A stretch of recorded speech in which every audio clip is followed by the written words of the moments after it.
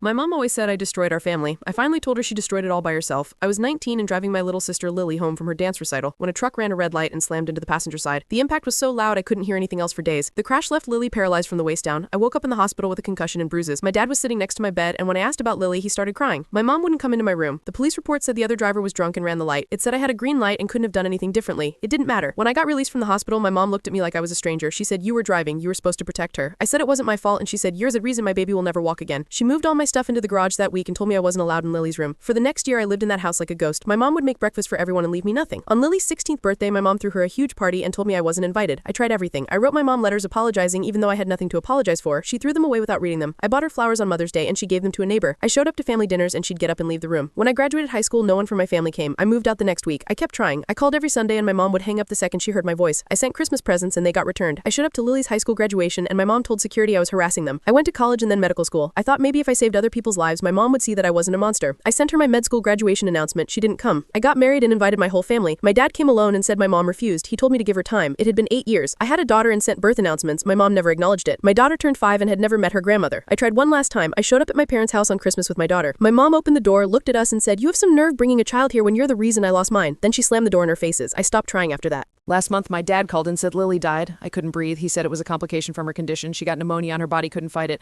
I was sobbing and he was crying too. He said the funeral is Saturday. I said, "Can I come?" He was quiet for a long time and then said, "Your mother says no." I hung up and screamed into a pillar for an hour. My little sister was dead and I wasn't allowed to say goodbye. I drove to the funeral anyway. I sat in my car across the street and watched them carry her casket out. My mom was hysterical and my dad was holding her up. I wanted to run over there and hold my mom and cry together, but I knew she'd push me away.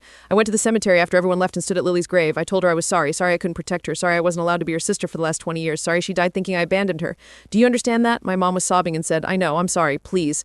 I said, "I had a daughter 5 years ago, your granddaughter. You slammed a door in her face on Christmas." My dad said, "We want to meet her. We want to be a family again." I said, "You don't get to decide that now. You had 20 years to be my family. You spent all of it punishing me for something that wasn't my fault. And now Lily's gone and you're alone and suddenly I'm good enough." My mom said, "Please don't leave us." I said, "You left me first."